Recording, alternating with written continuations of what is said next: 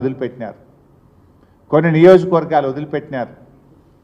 ప్రతి సంవత్సరం కూడా కృష్ణా నదిలో ఆలస్యంగా నీళ్లు రావడం వల్ల ఒక పంటనే సాగు జరుగుతూ ఉంది. వానాకాలం జరిగేటువంటి పరిస్థితి లేకుండా పోయింది.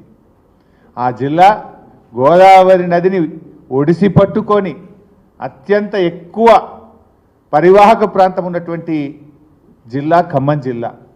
స్వాతంత్రం వచ్చినప్పటి నుంచి ఎంతోమంది పాలకులు, ఎన్నో పార్టీలు వచ్చిపోయినాయి, కానీ ఖమ్మం జిల్లాకు చుక్క గోదావరి నీళ్ళు ఇచ్చిన పాపాన పోలేదు. అందుకే కేసీఆర్ గారు ఖమ్మం జిల్లా 2 పంటలు పండాలి, 2 పంటలు పండేటువంటి జిల్లాగా ఖమ్మం జిల్లాను మార్చాలని చెప్పి వారు సీతారామ ఎత్తిపోతల పథకానికి రూపకల్పన చేసినారు. వాస్తవానికి గత రాజీవ్ సాగర్ కానీ ఇందిరా సాగర్లో వాళ్ళు పెట్టిన నీటి సామర్థ్యం 3000 క్యూసెక్కులు మాత్రమే. కానీ కేసీఆర్ గారు 9000 క్యూసెక్కులు ప్రతిరోజు తీసుకునే విధంగా సీతారామ రూపకల్పన చేసినారు. అంటే 3 అంతలు. మీరు 3000 క్యూసెక్కులు పెడితే 9000 క్యూసెక్కులు గోదావరి నుంచి తెచ్చే విధంగా కేసీఆర్ గారు ఆలోచించారు. ప్రాజెక్ట్ అంటే 100 ఏళ్ల కోసం కడతాం, ఏదో ఒక రోజు కోసమో ఓట్ల కోసమో ఆలోచించేది కాదు. భవిష్యత్ తరాల కోసం 100 ఏళ్ల తర్వాత ఉండేటువంటి అవసరాలను దృష్టిలో పెట్టుకొని ప్రాజెక్ట్ నిర్మిస్తారు. కేసీఆర్ గారు అటు కృష్ణా జలాలు రోజు రోజుకు తగ్గిపోతూ ఉన్నాయి. కృష్ణాలో నీళ్లు రాకపోయినా గోదావరి నీళ్లతో సాగర్ ఆయకట్టును కూడా సప్లిమెంట్ చేయాలని ఆలోచన చేశారు. ఖమ్మం జిల్లాలోని ప్రతి మండలానికి, ప్రతి గ్రామానికి, ప్రతి ఎకరానికి సాగునీరు అందించే విధంగా సీతారామ ప్రాజెక్టును రూపకల్పన చేసినారు. అంత గొప్పగా ఆలోచించింది. దీన్ని మేము చేసినామంటారు. ఏం చేసింది మీరు? ఇవాళ ఈ ప్రాజెక్టులో చూస్తే మెయిన్ కెనాల్లో, ప్రాజెక్టు మెయిన్ కెనాల్లో 8 ప్యాకేజీలు ఉన్నాయి. 8 ప్యాకేజీల్లో మా ప్రభుత్వం ఉన్నప్పుడే 5 ప్యాకేజీలు కంప్లీట్గా పూర్తయినాయి. మిగతా 3 ప్యాకేజీల్లో 80% పనిచేసి పెట్టినాం. మెయిన్ కెనాల్లో ఉండే 8 ప్యాకేజెస్లో 5 ప్యాకేజీలు అయితే ఇంటోటో పూర్తి చేశాం. మిగతా 3 ప్యాకేజీల్లో కూడా 80% పని పూర్తయింది. అంటే ఓవరాల్గా ప్రాజెక్ట్ చూస్తే 90% వర్క్ డన్. పంపులు, మోటార్లు అన్నీ కూడా అప్పుడే పెట్టినాం. వాళ్ళు ఇప్పుడు అలా మొదటి పంప్ హౌస్ కానీ, 2వ పంప్ హౌస్ కానీ, 3వ పంప్ హౌస్ కానీ వాళ్ళు ఏదైతే ఆన్లు చేస్తున్నారో, ఇలా కట్కలు ఒత్తుతున్నారో, పంప్ హౌస్ల నిర్మాణం కానీ, మోటార్లు బిగించడం కానీ, సబ్స్టేషన్ల నిర్మాణం కానీ, ఈ 3 పంప్ హౌసులు కూడా బీఆర్ఎస్ ప్రభుత్వ హయాంలో జరిగినవే. ఇది ఖమ్మం జిల్లా ప్రజలకు తెలుసు, యావత్ తెలంగాణ ప్రజలకు కూడా తెలుసు. కానీ ఇక వీళ్ళు మాత్రం అక్కడ పోయి ఏదో నెత్తి మీద నీళ్లు చల్లుకోగానే తమ పాపాలన్నీ పోతాయి అన్నట్టు ఇదంతా మేమే చేసినామని ప్రజలు నమ్మిస్తామని అనుకోవడం అది పొరపాటు. ఎందుకంటే ఆ ప్రాజెక్టు పేరే సీతారామ ప్రాజెక్టు. శ్రీరామచంద్రుడు సత్యవాక్ పరిపాలకుడు, సత్యానికి ధర్మానికి ప్రతిరూపమైన భగవంతుడు శ్రీరామచంద్రుడు. ఆయన పేరు మీద కట్టిన ప్రాజెక్టుపై అసత్య ప్రచారాలు చేస్తే మిమ్మల్ని ఆ భగవంతుడు కూడా క్షమించడు. మీరేదైనా నిజంగా నిర్మాణం చేసి మీ హయాంలో పూర్తి చేస్తే ఆ విజయాలు మీరు చెప్పుకోండి, మాకేం అభ్యంతరం లేదు. ఇతరుల ఘనతను తమ ఘనతగా చెప్పుకునే దారిద్ర్యం నుంచి బయటకు రావాలని నేను కాంగ్రెస్ పార్టీ నాయకులకు హితవు పలుకుతా ఉన్నా. ఈరోజు ఈ ప్రాజెక్టు గురించి నిన్న కూడా మంత్రి గారు ఉత్తమ్ కుమార్ రెడ్డి గారు అంటే అన్ని అబద్ధాలే చెప్పడం, దుష్ప్రచారం చేయడమే. కాళేశ్వరం మునిగిపోయింది అన్నారు, 1,00,000 కోట్లు మునిగిపోయినాయి అన్నారు. ఇప్పుడు నీళ్ళు వస్తలేవా? అట్లే నిన్నటి పేపర్లో, ఇది ఈరోజు పత్రిక, మంత్రి గారు మాట్లాడుతూ ఏమంటాడు, గత ప్రభుత్వం ఈ ప్రాజెక్టును ప్రారంభించిన నీటి కేటాయింపులు జరగలేదని, కాంగ్రెస్ ప్రభుత్వం వచ్చాకే కేంద్రంతో సంప్రదింపులు జరిపామని, తద్వారా ప్రాజెక్టుకు 67 టీఎంసీల నీటిని కేటాయించినట్లు ఉత్తమ్ కుమార్ రెడ్డి గారు చెప్పారట. ఇది కేంద్ర ప్రభుత్వం నుంచి వచ్చిన లెటర్లు, హైడ్రాలజీ క్లియరెన్స్. ఇది డేట్ వచ్చి హైడ్రాలజీ క్లియరెన్స్కు 3/4/2023, 3 ఏప్రిల్ 2023లో ప్రాజెక్టుకు 67 టీఎంసీల నీటిని కేటాయిస్తూ కేంద్ర జలవనరుల విభాగం సెంట్రల్ వాటర్ కమిషన్ ఇచ్చిన ఉత్తర్వు. రెండవది ఇంటర్స్టేట్, ఒక ప్రాజెక్టుకు నీటి కేటాయింపులు జరగాలంటే ఆ నది మీద ఉన్నటువంటి ఇతర రాష్ట్రాలు కూడా ఒప్పుకొని ఇతర రాష్ట్రాల నుంచి కూడా కాన్సెంట్ తెచ్చి అప్పుడు కేంద్రంలో సెంట్రల్ వాటర్ కమిషన్ ఆ వాటర్ అలొకేషన్ చేస్తుంది. గోదావరిలో మహారాష్ట్ర అనుమతి, ఆంధ్రప్రదేశ్ అనుమతి, కర్ణాటక అనుమతి కూడా తెచ్చిన తర్వాత ఆ 3 రాష్ట్రాలకు తిరిగి మేమే అనుమతులు తెచ్చాం. ఆ 3 రాష్ట్రాల అనుమతులు తెచ్చిన తర్వాత సెంట్రల్ వాటర్ కమిషను ఎంత స్పష్టంగా చెప్పిందో కూడా మీకు చదివి వినిపిస్తా. ఇది డేట్ కూడా చెప్తా మీకు. 6/7/2023 అంటే 6th July 2023. All as planned utilization from the project is much below the 75% dependable net yield at project site and downstream sanction utilizations have been duly taken care of. Therefore, in accordance with said guidelines for examination of projects, the consolidated DPR of Sitarama Lift Irrigation Project, Sitamma Sagar Barrage is acceptable for interstate angle for total utilization of 67.05 TMC. అంటే ముందు hydrology క్లియరెన్స్లో 67 టీఎంసీలు కేటాయించారు. అన్ని రాష్ట్రాలు కూడా ఒప్పుకున్నాయి. మేము central water కమిషన్లో interstate విభాగం కూడా 67.05 టీఎంసీల నీటిని వినియోగించుకోవడానికి మాకు ఎటువంటి అభ్యంతరం లేదు అని కేటాయిస్తూ కూడా ఇది సెంట్రల్ వాటర్ కమిషన్ నుంచి జూలై 2023లో వచ్చిన లేఖ. కానీ మంత్రి గారు అంటారు ఈ మేమేమి అప్లై చేయలేదట, ఈయన వచ్చిన 8 నెలల్లో దరఖాస్తు పెట్టిండట, 67 టీఎంసీల నీళ్లు తెచ్చిండట. అబద్ధాలు ఆడితే కనీసం అతికెట్టట్టును ఉండాలి. ఇంత దిగజారినటువంటి రాజకీయాలు అవసరమా? ఈరోజు వాస్తవానికి మీ చరిత్ర, మీరు ఆనాడు 2005లో ఇందిరమ్మ సాగర్, రాజీవ్ సాగర్ అనే ప్రాజెక్టులు ప్రారంభించి 2014 దాకా మీరే అధికారంలో ఉన్నారు. 9 ఏళ్ళు అధికారంలో ఉంటే నీటి కేటాయింపులు కూడా చేయలే. ఒక ప్రాజెక్టుకు ఇంటర్స్టేట్ అనుమతి కూడా మీరు తీసుకురాలేదు. ప్రాజెక్టుకు ఫారెస్ట్ క్లియరెన్స్ కూడా మీరు తీసుకురాలేదు. 9 ఏళ్లలో ప్రాజెక్టు పూర్తి చేయడం కాదు, 9 ఏళ్లలో కనీసం అనుమతులు కూడా తేనటువంటి ఘనత ఈ కాంగ్రెస్ ప్రభుత్వాన్ని. 2005 to 2014 ఇదే బట్టి విక్రమార్క గారు డిప్యూటీ స్పీకర్గా క్యాబినెట్ ర్యాంకులో ఉన్న ఆ రోజు ఖమ్మం జిల్లా ప్రాజెక్టును మీరు పట్టించుకోకపోవడం వల్ల 9 ఏళ్లలో అనుమతులు కూడా మీరు సాధించలేదు. ఇవాళ ఈ ప్రాజెక్టు ఏ రకంగా చూసినా గతంలోని ఇందిరాసాగర్, రాజీవ్ సాగర్ల కంటే ఈ యొక్క ప్రాజెక్టు ఖమ్మం జిల్లాకు ఒక వరప్రదాయం. మీరు చూస్తే ఈరోజు ఇందిరాసాగర్ అంతర్రాష్ట్ర ప్రాజెక్టుగా మారిపోయింది. దాని హెడ్ వర్క్స్ ఏమో ఆంధ్రాలు ఉంటాయి, పారకం తెలంగాణలో ఉంటుంది. అంటే ప్రతిరోజు ఆంధ్ర మీద ఆధారపడి మనకు నీళ్ళు వచ్చేటువంటి పరిస్థితి. ఆ సమస్యను తొలగించడం కోసం మనము ఇందిరాసాగర్, రాజీవ్ సాగర్లను మార్చుకొని రీఇంజనీరింగ్ చేసుకొని సీతమ్మ సాగర్ ప్రాజెక్టును మనము ఈ ప్రాజెక్టును రూపకల్పన చేసుకున్నాం. ఆ రోజు రాజీవ్ సాగర్, ఇందిరాసాగర్లో 10 పంపింగ్ స్టేషన్లు ఉండే. ఎక్కువ పంపింగ్ స్టేషన్లు ఉంటే ఎక్కువ సమస్యలు వస్తాయి. కేవలం దాన్ని 4 పంపింగ్ స్టేషన్లకే తగ్గిస్తూ మనము ఈ ప్రాజెక్టును రూపకల్పన చేసుకున్నాం. ఆ రోజు ప్రాజెక్టులో ఉన్న ఆయకట్టు చూస్తే 3,24,000 ఎకరాలు ఉంటే ఇవాళ 6,74,000 ఎకరాలకు ఆయకట్టు కూడా పెంచుకోవడం జరిగింది. ఆ రోజు 27 టీఎంసీల నీటి కేటాయింపు ఉంటే ఇవాళ 67 టీఎంసీల నీళ్లను కేటాయించింది బీఆర్ఎస్ ప్రభుత్వం. ఆ రోజు బ్యారేజ్లో 1.2 నిల్వ సామర్థ్యం ఉంటే దాన్ని 36 టీఎంసీల నిల్వ సామర్థ్యానికి దుమ్ముగూడెం బ్యారేజ్ దగ్గర మనం పెంచుకున్నాం. మరి ఆ రోజు ఖమ్మం జిల్లాలోని తిరుమలాయిపాలెం కానీ, కూసుమంచి కానీ, నెలకొండపల్లి మండలం కానీ, ఖమ్మం రూరల్ మండలం కానీ, ముదిగొండ మండలానికి చుక్క నీరిచ్చే అవకాశం లేకుండే. ఆ రోజు రాజీవ్ సాగర్, ఇందిరా సాగర్లో కొన్ని మండలాలను, కొన్ని నియోజకవర్గాల్ని వదిలిపెట్టినారు. అవి కరువు పీడిత ప్రాంతాలు, తాగడానికి నీళ్లు లేక కష్టపడ్డటువంటి ప్రాంతాలకు ఆ రోజు మీరు అవకాశం కల్పించలే. కానీ సీతారామ ప్రాజెక్టులో ఈ తిరుమలాయపాలెం, కూసుమంచి, నేలకొండపల్లి, ఖమ్మం రూరల్, ముదిగండతో పాటు ప్రతి ఎకరానికి ఖమ్మం జిల్లాలో నీళ్ళు వచ్చే విధంగా మేము రూపకల్పన చేసుకోవడం జరిగింది. మహబూబాద్ మరి మన డోర్నకల్ ప్రాంతానికి కూడా నీళ్ళు వచ్చే విధంగా రూపకల్పన చేసుకోవడం జరిగింది.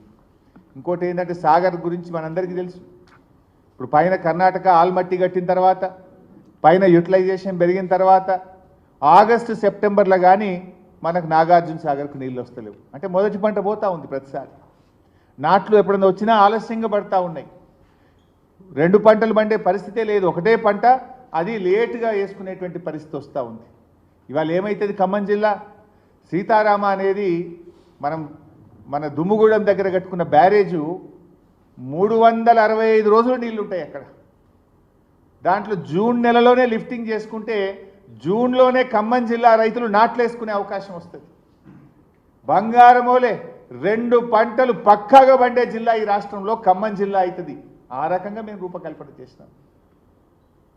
ఇలా బ్యారేజ్ మనం పెంచుకోవడం ద్వారా, కొత్త బ్యారేజ్ కట్టుకుంటే అద్భుతంగా 36 టీఎంసీల నిల్వ సామర్థ్యం ఉంటుంది. జూన్లోనే మోటార్ లాంచ్ చేసుకుంటే జూన్లోనే ఖమ్మం జిల్లా మొత్తం నాట్లు పడుతుంది.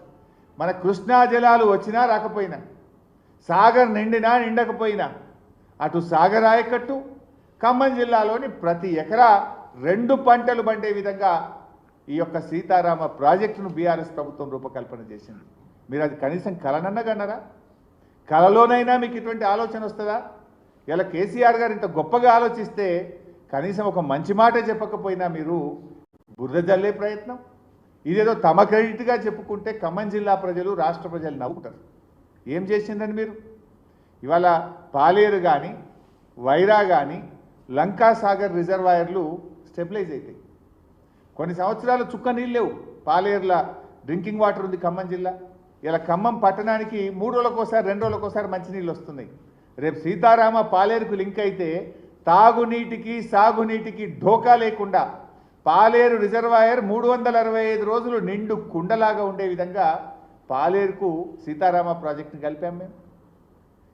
సాగర్లో నీళ్లున్నా లేకపోయినా, కృష్ణాలో వరద వచ్చినా లేకపోయినా, పాలేరు, వైరా, లంకా సాగర్ రిజర్వాయర్లు 365 రోజులు గోదావరి జలాలతో కలకలలాడే విధంగా తెచ్చాం. ఈ 3 రిజర్వాయర్లే కాదు, ఖమ్మం జిల్లాలో ఉండే 3000 చెరువులకు ఈ ప్రాజెక్టు ద్వారా లింక్ చేయడం జరిగింది. ఈ 3000 చెరువులు, ఈ 3 రిజర్వాయర్లు ఇవన్నీ కూడా ఇంటర్లింక్ చేసి అటు సాగర్ ఆయకట్టుకు, కొత్త ఆయకట్టుకు కూడా నీళ్ళు ఇచ్చే విధంగా రూపకల్పన చేసినాం. చాలా సందర్భాల్లో టెయిల్ ఎండ్ అయి ఖమ్మం జిల్లాకు సాగర్ నీళ్లు రాక పంటలు ఎండిపోయిన పరిస్థితులు, రైతులు ధర్నాలు చేసినటువంటి పరిస్థితులు. ఆ ప్రజల కళ నెరవేర్చాలని 3,40,000 ఎకరాల సాగర్ ఆయకట్టు సీతారామ ప్రాజెక్టు ద్వారా స్థిరీకరణ చేసేటువంటి ప్రయత్నం కూడా చేశాం. ఆనాడు రాజీవ్ సాగర్, ఇందిరా సాగర్లో జల విద్యుత్ ఉత్పత్తి లేదు. కానీ ఈరోజు సమ్మక్క బ్యారేజ్లో, ఈరోజు సీతమ్మ బ్యారేజ్లో 280 మెగావాట్ల విద్యుత్ ఉత్పత్తికి కూడా మనం సీతమ్మ బ్యారేజ్లో రూపకల్పన చేయడం జరిగింది. ఇవాళ కేంద్రం నుంచి కూడా అటవీ అనుమతులు కానీ, హైడ్రాలజీ క్లియరెన్స్ కానీ, ఇంటర్స్టేట్ క్లియరెన్స్ కానీ, మోటా క్లియరెన్స్ కానీ అనేక అనుమతుల్ని కూడా సీతమ్మ సాగర్కు, ఈ ప్రాజెక్టుకు కూడా బీఆర్ఎస్ ప్రభుత్వం సాధించింది. అంతేకాకుండా స్వయంగా కేసీఆర్ గారే ఆనాటి జల విద్యుత్ శాఖ మంత్రి దగ్గరికి వెళ్ళి మరి వారితో కూర్చొని భరత్ సింగ్ షెకావత్ గారితో మాట్లాడి ఈ ప్రాజెక్టుకు అనుమతులు సాధించారు. స్వయంగా ముఖ్యమంత్రిగా తానే పలుసార్లు కేంద్ర జలవనరుల మంత్రి గారి దగ్గరికి వెళ్ళడం జరిగింది. మరి అదేవిధంగా ఆ రోజు రాజీవ్ సాగర్, ఇందిరా సాగర్లో 18 కిలోమీటర్ల కిన్నెరసాని అభయారణ్యం ఉండే wild life forest. Wild life forest ఉంటే దానికి సుప్రీంకోర్టు అనుమతి ఇవ్వాలి. 2005లో మీరు ప్రాజెక్టు కొబ్బరికాయ కొట్టి 2014 వరకు అధికారంలో ఉంటే 9 ఏళ్లలో వైల్డ్ లైఫ్ క్లియరెన్స్ కూడా మీరు తీసుకురాలి. ఖమ్మం జిల్లాకు నీళ్ళు ఇచ్చే ఉద్దేశం మీకు లేకుండే, మీకు ఆ సిన్సియారిటీ లేకుండే. 9 ఏళ్ళు మీరు అధికారంలో ఉన్న ప్రాజెక్టు పనులు పక్కన పెట్టండి, కనీసం వైల్డ్ లైఫ్ ఫారెస్ట్ క్లియరెన్స్ అనేది తెచ్చిండ్రా? ఆ రాజీవ్ సాగర్, ఇందిరా సాగర్ను వైల్డ్ లైఫ్ ఫారెస్ట్లో ఇరికిచ్చారు మీరు. కానీ ముఖ్యమంత్రి గారు ఆనాడు కేసీఆర్ గారు ఆలోచించి వైల్డ్ లైఫ్ ఫారెస్ట్ నుంచి బయటకు తీసుకొచ్చి సీతారామ ప్రాజెక్టుకు మనము ఎలాంటి ఇబ్బందులు లేకుండా అన్ని అనుమతులు తెచ్చింది ఇవాళ బీఆర్ఎస్ ప్రభుత్వం. ఆ రోజు పైప్ లైన్లు మీరు 77 కిలోమీటర్లు పెట్టారు, మెయింటెనెన్స్ ప్రాబ్లమ్స్ వస్తాయి. ఆ ప్రెషర్ మెయిన్స్ను 77 కిలోమీటర్ల నుంచి 8.5 కిలోమీటర్లకు తగ్గించింది కూడా బీఆర్ఎస్ ప్రభుత్వం. ఇట్లా చెప్పుకుంటూ పోతే ఎన్నో ఆలోచనలతోని ఖమ్మం జిల్లా ఒక శాశ్వత పరిష్కారాన్ని ఇవ్వాలని చెప్పి బీఆర్ఎస్ ప్రభుత్వం మరి కృషి చేసింది. మేం చేసినటువంటి దీన్ని ఇదేదో మేమే మొత్తం కాంగ్రెస్ ప్రభుత్వం వచ్చిన తర్వాతనే ప్రాజెక్టు కొబ్బరికాయ కొట్టినట్టు, వీళ్ళు రాత్రులంతా కష్టపడి పనిచేసినట్టు ఆ క్రెడిట్ కొట్టేసే ప్రయత్నం చేస్తూ ఉన్నారు. ఏదంటే వాస్తవాలు మాట్లాడండి. తప్పకుండా ఇది మాకు చాలా సంతోషం. ఇవాళ బీఆర్ఎస్ పార్టీ కానీ మా నాయకుడు కేసీఆర్ కానీ ఖమ్మం జిల్లాకు గోదావరి జలాలు రావడం అనేటువంటిది మాకెంతో సంతోషాన్ని ఇస్తుంది. ఇలా ప్రభుత్వం మారడం వల్ల మీకు ప్రారంభోత్సవం చేసే అవకాశం రావచ్చు, దానికి మాకేం బాధ లేదు. కానీ వాస్తవాలు చెప్పండి, వాస్తవాలు మాట్లాడండి. నిజంగా ఈ ప్రాజెక్టు వల్ల ఖమ్మం జిల్లా రూపురేఖలు మారిపోతాయి. ఖమ్మం జిల్లా ఇక ముఖాన్ని మొగులుగు పెట్టి చూడాల్సిన అవసరం లేదు. ముఖాన్ని ఏ ఆల్మట్టి నిండుతుందా, తుంగభద్రలో వరదొస్తుందా, కృష్ణాలో వరదొస్తుందా అని ఎదురు చూడాల్సిన అవసరం లేదు. కటకొత్తుతే ఆ సీతారాముల వారికి మొక్కి కటకొత్తుతే జూన్లో నాట్లు పట్టనే ఉంటాయి. గలగల గోదారమ్మ మా ఖమ్మం జిల్లా పంట పొలాల్లో ప్రవహించే విధంగా ఈ ప్రాజెక్టు రూపకల్పన చేశాం. ఇంత అద్భుతంగా ఈ ప్రాజెక్టు రూపకల్పన జరిగింది. ఇవాళ దాని ఫలితాలు రావడం నిజంగా చాలా సంతోషం. తప్పకుండా బీఆర్ఎస్ పార్టీ ఆధ్వర్యంలో కూడా మొత్తం ఖమ్మం జిల్లా అంతా కూడా పండుగ నిర్వహించుకుంటాం. ఈ ప్రాజెక్టు ప్రారంభమయ్యేటువంటి సందర్భంలో తప్పకుండా ఖమ్మం జిల్లా యావత్తు కూడా ఒక పండగలాగా చేసుకునేటువంటి ఒక శుభ సందర్భం. దీన్ని బీఆర్ఎస్ పార్టీ పక్షాన కూడా బ్రహ్మాండంగా ఒక పండుగను కూడా నిర్వహిస్తాం, ఒక వేడుకను జరుపుకుంటామని చెప్పి కూడా తెలియజేస్తూ ఉన్నాం. మాకేమీ బేసిజాలు లేవు, మాకేం మీలాగా క్రెడిట్ స్కోరింగ్ల కోసం మేము పనిచేయలేదు. మేము నిజాయితీగా పనిచేసినాం, భవిష్యత్ తరాలను దృష్టిలో పెట్టుకొని పనిచేసినాం. ఏం చేసినా ఈ రాష్ట్రం 100 ఏళ్ల పాటు మరి చల్లగా ఉండాలి, రైతులకు మేలు జరగాలి, భవిష్యత్ అవసరాలు దృష్టిలో పెట్టుకొని పనిచేసినాం తప్ప మేము తాత్కాలికమైన పని చేయలేదు. ఇవాళ 9000 క్యూసెక్కులు పెట్టినాం. ఆ రోజు రాజీవ్ సాగర్, ఇందిరాసాగర్లో 3200 క్యూసెక్కులు ఉంటే ఇవాళ 3 అంతలు 9000 క్యూసెక్కులు పెట్టినాం. అంటే ఇక్కడ ఇంకో చాలా ఇంపార్టెంట్ పాయింట్, పాలేరు దాకా నీళ్ళు వస్తున్నాయి, గోదావరి నీళ్ళు. పాలేరుకి వస్తే ఏమవుతుంది, ఒక చిన్న పంపు రివర్స్ పంపింగ్లో మనం ఎట్లయితే వరద కాలువలో ఎస్ఆర్ఎస్పిలో పెట్టుకున్నామో ఒక చిన్న పంపు పెట్టుకుంటే నల్లగొండ జిల్లా మొత్తం కూడా గోదావరి జలాలతో నల్లగొండ జిల్లాలోని సాగర్ ఆయకట్టు కూడా నీళ్ళు వచ్చే అవకాశం ఉంటుంది. భూసేకరణ ఉండదు, అతి తక్కువ ఖర్చుతో పాలేరు బ్యాక్ వాటర్ నుంచి ఒక చిన్న లిఫ్ట్ పెట్టుకుంటే కృష్ణా జలాలు వచ్చినా రాకపోయినా నల్లగొండ జిల్లాకు కూడా గోదావరి జిల్లాలు తీసుకుపోయే అవకాశాన్ని కూడా ఆ రోజు కేసీఆర్ గారు దృష్టిలో పెట్టుకొని ఆలోచన చేసింది. మనకేంటంటే ఆ కృష్ణా ట్రిబ్యునల్ ముందు వాదనలు అవుతున్నాయి. కృష్ణాలో మన రాష్ట్రం యొక్క వాటా సాధించాల్సినటువంటి అవసరం ఉంది కనుక అప్పుడే మనం ఆ డిపిఆర్లో పెట్టలే.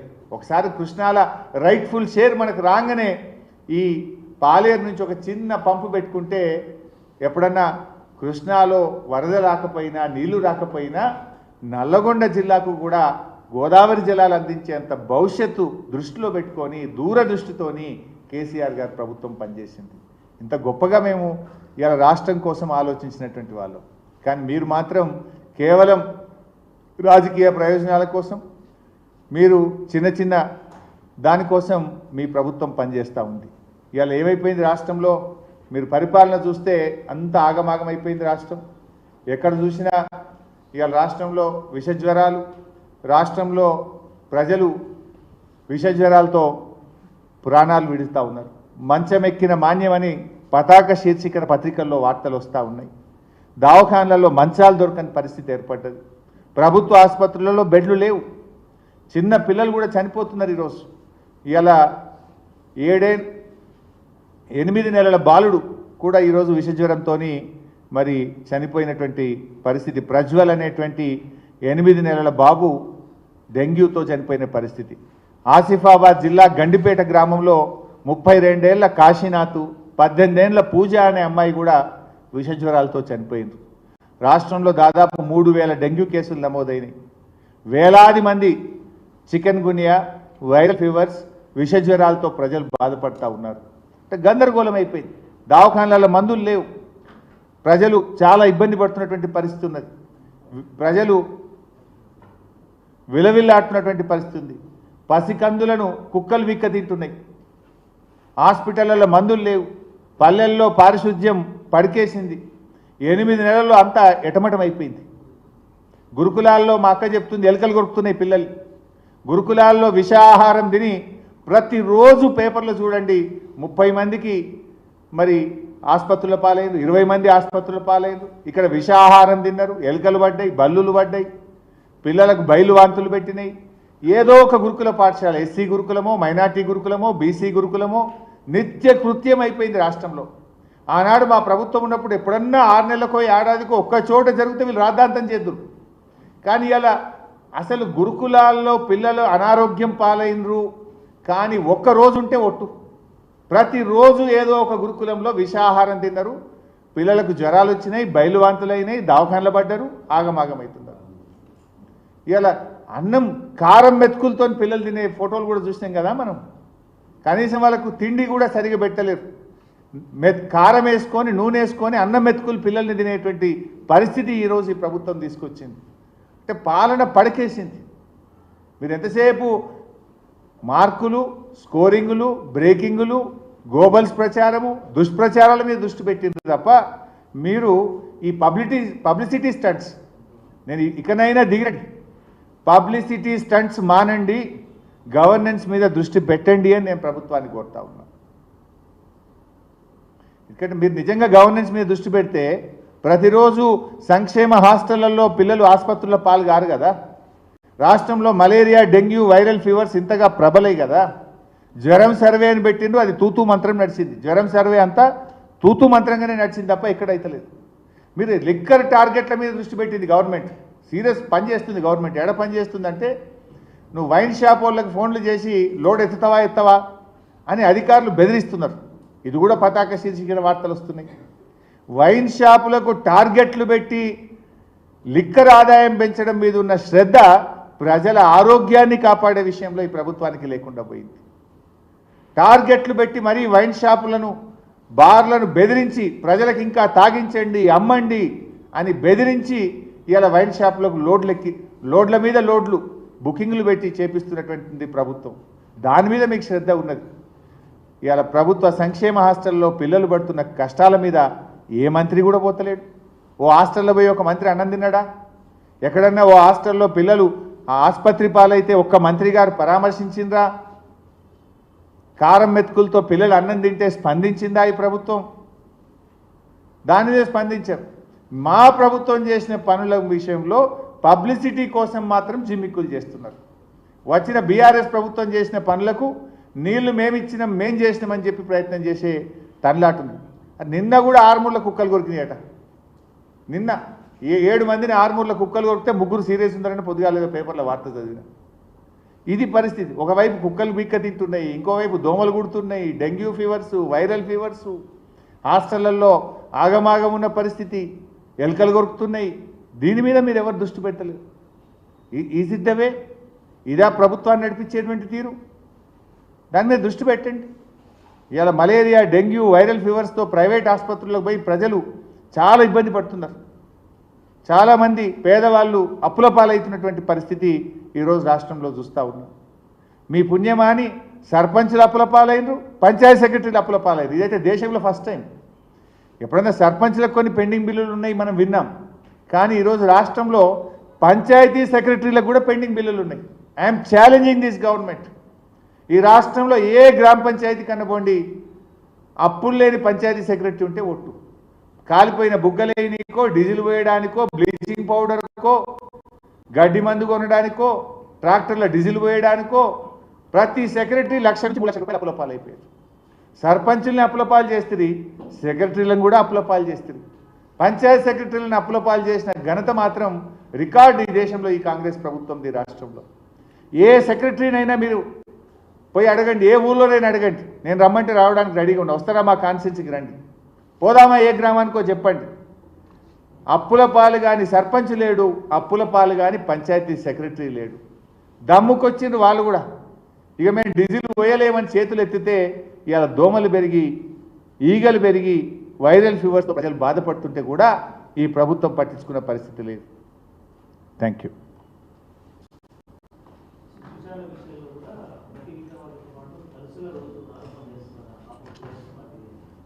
కేటీఆర్ గారు చాలా స్పష్టంగా చెప్పింది కదా, ఈరోజు కూడా ట్వీట్ చేసినారు చూడండి.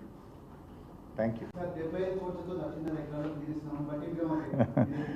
అదే కదనే ఇప్పటిదాకా మొత్తుకున్నది. 75 కోట్లతో 1.5 ఎకరాలకు నిజంగా నీళ్ళు ఇస్తే నోబెల్ ప్రైజ్ ఇవ్వాలి ఆయనకు. అంటే 3 పంప్ హౌస్లు వెళ్ళి పోయి మోటార్లు వచ్చింది కదా. మొన్ననే ఫస్ట్ రోజు తుమ్మల గారు వచ్చిండ్రు, నిన్న బహుశా ఉత్తమ్ కుమార్ రెడ్డి గారు వచ్చారు. రేపు 3వ పంప్ హౌస్ కూడా రెడీ కాలేదని ఆందాక పోయి నారాజు అయ్యి వాపసు వచ్చినట్టు రేపు ఇవ్వాలని వస్తారేమో. ఈ 3 పంప్ హౌస్లలో ఒక్క పంప్ హౌస్ అన్న కాంగ్రెస్ ప్రభుత్వ హయాంలో కట్టారా? పంప్ హౌస్ ఎక్స్కవేషన్ కానీ, మోటార్లు బిగించడం కానీ, సబ్స్టేషన్ల నిర్మాణం కానీ, ఈ పంప్ హౌస్లలో 10 పైసల పని కాంగ్రెస్ ప్రభుత్వం చేసిందా? మరి ఆ పంప్ హౌస్లు పూర్తిగా అంది, గ్రావిటీ కెనాల్ పూర్తిగా అంది, సబ్స్టేషన్లు పూర్తిగా అంది, మరి నీళ్ళు వస్తాయా 75 కోట్లతో? 75 కోట్లకే నీళ్ళు వచ్చినాయంటే నోబెల్ ప్రైజ్కి మనం అందరం ఏకగ్రీవంగా మనం రికమెండ్ చేసి పంపుదాం. ఇక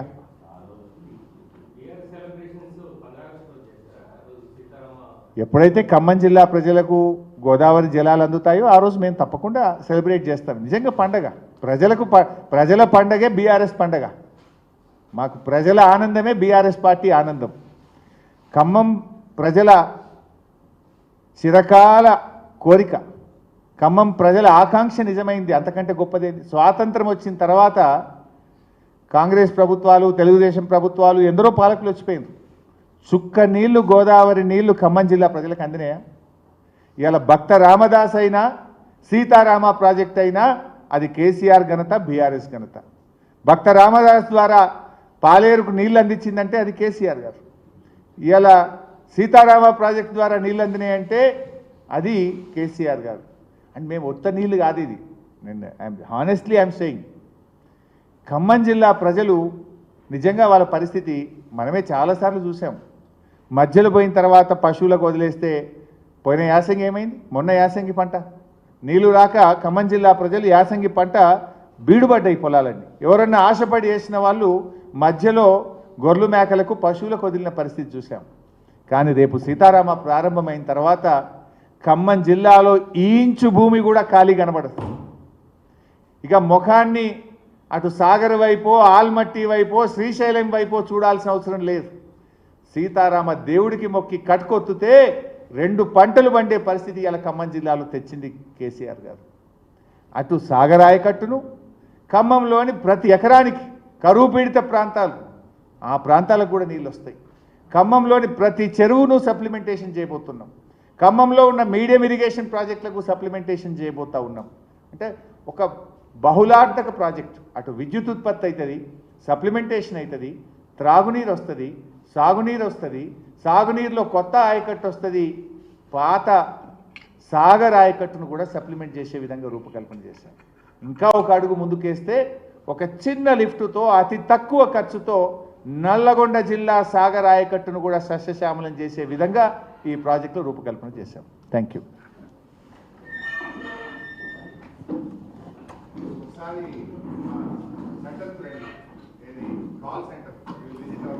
సీతారామ ప్రాజెక్టులో ప్రారంభోత్సవం కోసం సన్నాహక సమావేశాల పేరు మీద